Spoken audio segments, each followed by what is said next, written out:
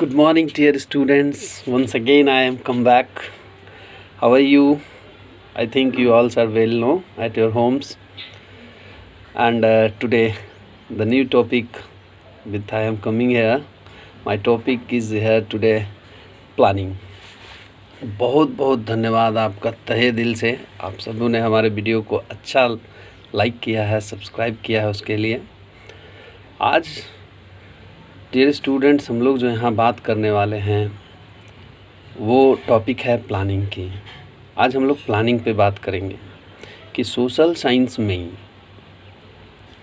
Toppers zero से hero कैसे बनते हैं, उसके बारे में आज हम लोग बात करने वाले हैं। यहाँ पे इस लॉकडाउन की अवधि में मैं अपने कुछ जो विचार हैं वो आपके सामने रख रहा हूँ, और मैं ऐसा आशा करता हूँ कि मेरे इस विचार को आप इग्नोर नहीं करेंगे, बिकॉज़ अगर आपने इग्नोर किया तो शायद आपको बहुत बड़ी क्षति होने वाली है सोशल साइंस में। इसलिए से मेरे सारे पॉइंट्स को आप क्लियरली सुनिएगा, और हो सके तो उसे एक कॉपी पे नोट्स भी कर लीजिएगा, और हर एक नोट्स पे अपना कुछ टाइम ज़रूर दीजिएगा प्रिपरेशन के लिए।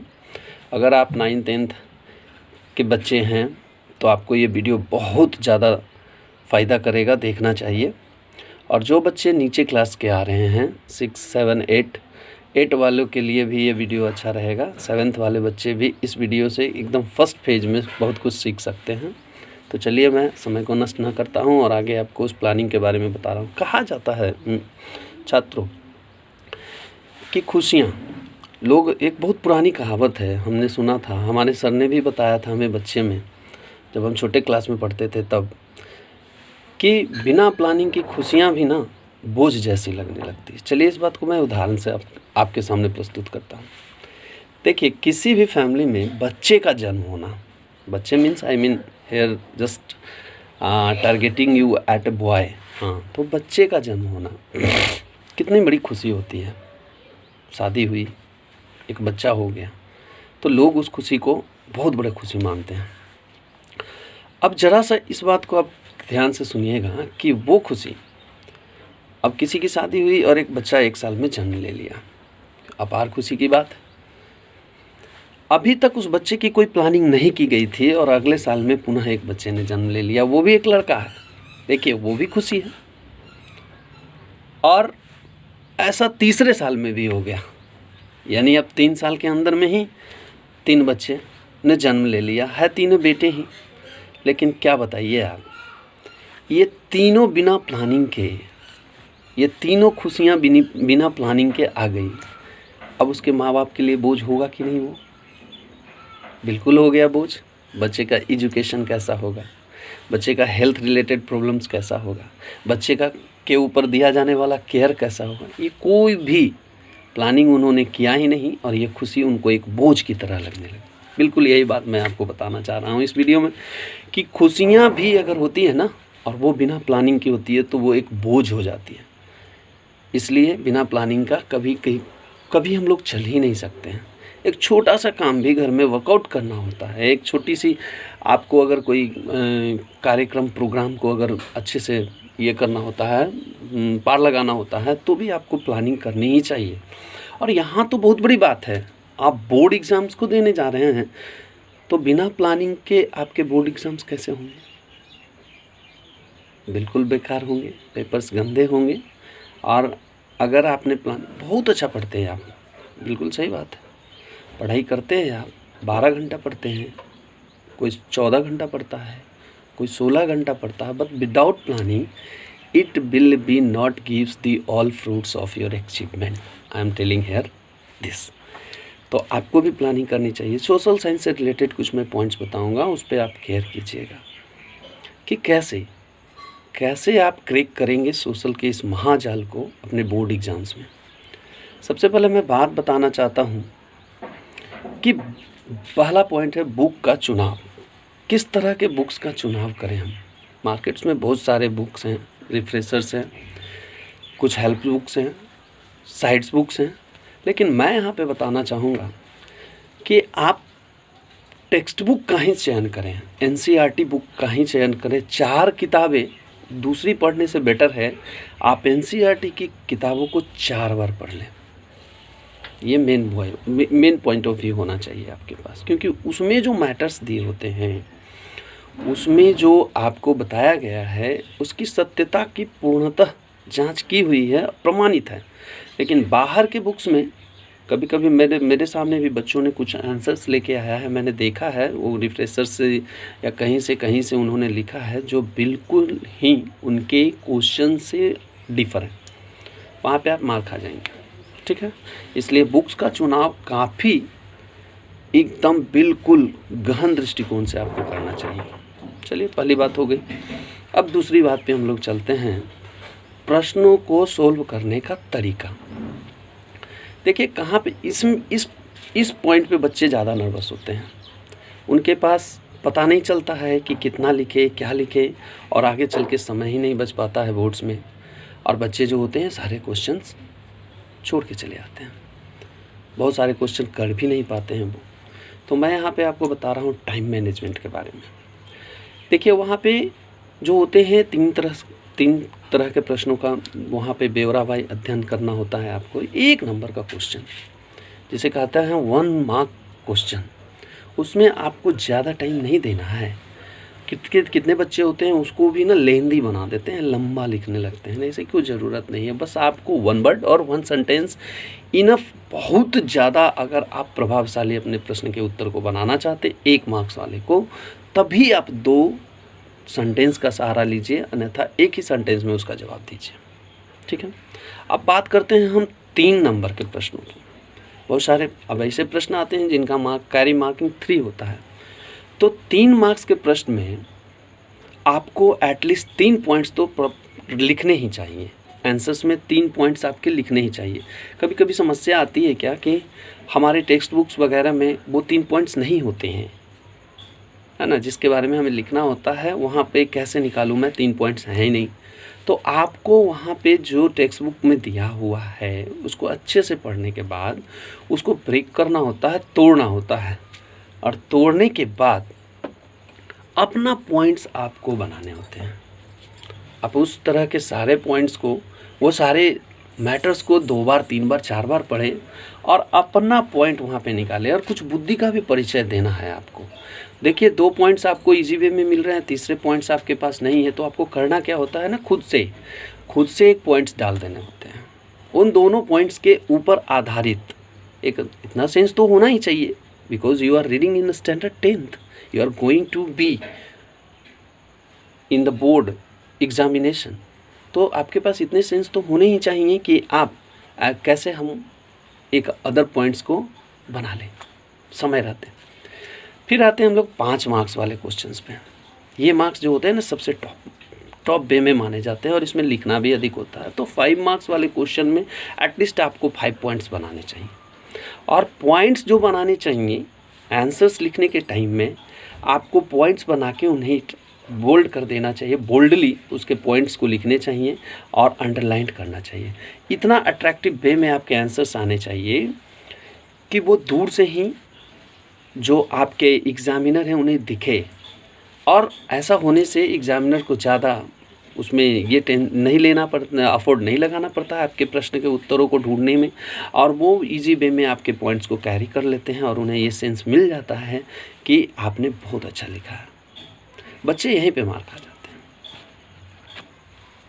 फिर उसके बाद की बात करते हैं हम लोग। ये सारे बात हो गए। कुछ जो आते हैं मैप्स के क्वेश्चन आते हैं, यहाँ पे भी थोड़े बच्चे नर्वस होते हैं।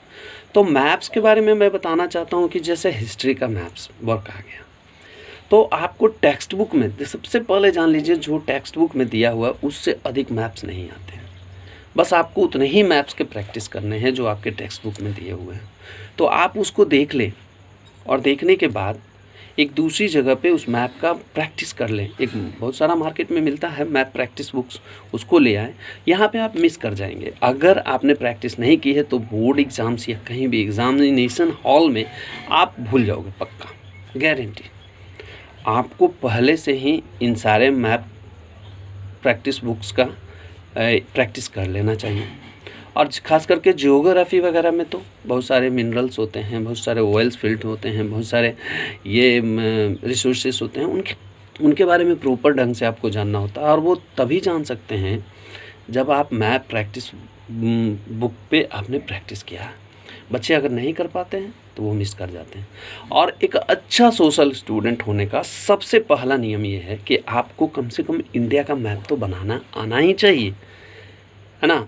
इसके बारे में भी मैं अगले वीडियोस में आपके सामने व्याख्या करूँगा कि how we can contempt the all type of geographical condition in India, we know about that. इसके बारे में मैं आगे चल के बताऊँगा। अभी ये प्लानिंग की बात हो रही थी तो इतने सारे प्लान्स मैंने आपको बताए।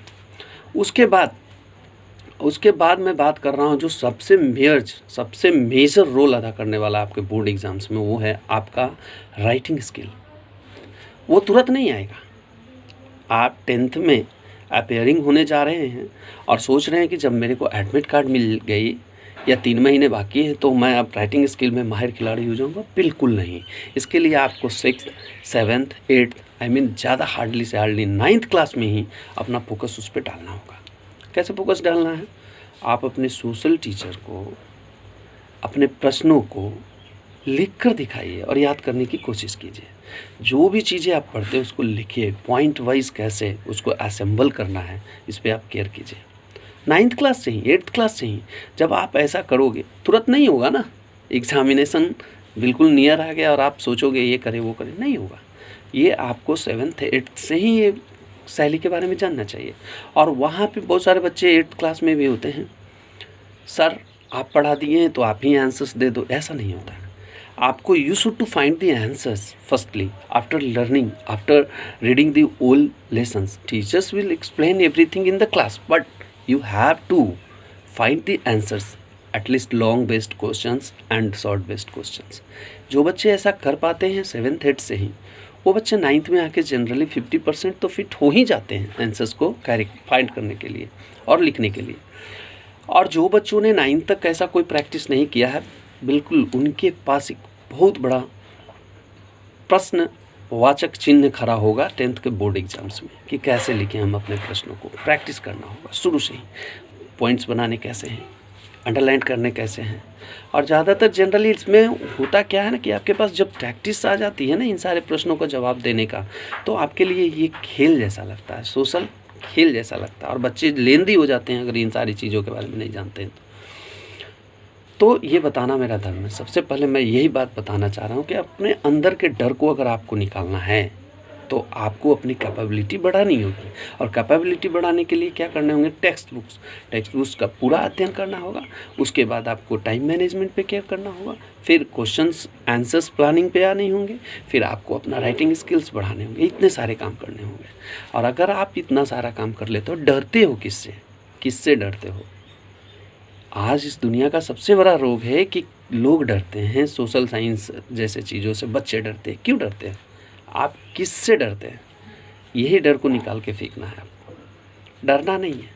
मिस्टेक्स तो होंगे ही, हम लोग ह्यूमन बीइंग्स हैं, मिस्टेक हम ही से होगा। जो मिस्टेक नहीं करते हैं वो धरती पे नहीं रहते हैं, वो दीवालों पे टंग जाते हैं। तो मैं ये कहना चाहता हूँ आपको, वो महान हो जाते हैं दीवालों पे टंग के, लोग उसकी पूजा करते हैं। लेकिन हम लोग ह्यूमन बीइंग्स हैं, जो कुछ करना है यही करना है, यही सीखना है। तो मिस्टेक्स तो आएंगे ही। तो उन सारे मिस्टेक्स को आप एक चैलेंज के रूप में लें। टीचर्स ने लिख दिया, आंसर्स आपने फाइंड करके गया और टीचर्स ने लिख दिया ये रॉन्ग है, it is wrong, no any problem, we will find again it. ऐसा करना है। 7th में, 8th में, 9th में इतने दिनों में इतने सारे प्रश्नों को इतने अच्छे ढंग से लिखना है कि 10th में कम से कम आपके पास इतना तो हो ही जाए कि आपको गाइड्स नहीं पढ़ने पड़े। और सोशल साइंस एक ऐसा सब्जेक्ट है कि इसमें ज़्यादातर आपको कुछ याद करने की ज़रूरत उतनी नहीं पड़ती। हाँ, कुछ इंपॉर्टेंट डेट्स होते हैं, कुछ इंपॉर्टेंट नेम्स होते हैं, कुछ इंपॉर्टेंट इवेंट्स होते हैं, उनके बारे में तो जानकारी रखनी ही रखनी है। लेकिन पिरोने का जो स्टाइल होता है ना, वो आपका अपना ही होना चाहिए। जनरली आप गाइड के आंसर्स पे अगर कोशिश करते हैं कि दैट इज़ बेटर, तो ये बेटर नहीं है। आपका अपना स्टाइल होना चाहिए, राइटिंग स्किल्स होने चाहिए, आपकी अपनी थिंकिंग स्टाइल्स होनी चाहिए। लिखना उन्हीं की बातों को है जो गाइड में दिया है, लिखना उन्हीं की बातों को है जो टीचर्स ने बताया है, लिखना उन्हीं की बातों का है जो सोसाइटी हमें क्या करती है, सपोर्ट कर रही है। लेकिन लिखना सिर्फ अपने स्टाइल में, और ये आपको सीखना ही होगा। मैं आशा करता हूँ कि हमारी इस वीडियो को आप ज़्यादा से ज़्यादा देखेंगे, लाइक करेंगे, और ये लाइक सब्सक्राइब तो होगा ही होगा।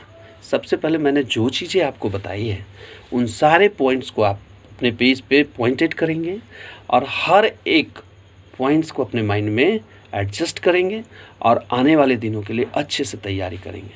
और अगर ये वीडियो मेरा अच्छा लग रहा है तो हमारा भी मनोबल बढ़ाने के लिए आप इसे लाइक्स करें, सब्सक्राइब करें, अपने कॉन्टैक्ट्स वाले दोस्तों में शेयर करें, जिसे भी इसकी ज़रूरत है उन्हें दें, ताकि उधर से भी हमारे पास बहुत सारे बच्चों का एक अच्छा ये आता रहे, रिज़ल्ट्स आता रहे, उनका क्वेरी आता रहे, ताकि मैं और ज़्यादा वीडियोस आपके लिए ऐसा करके बनाता रहूं और उन सारे वीडियोस का फ़ायदा आपको मिलता रहे।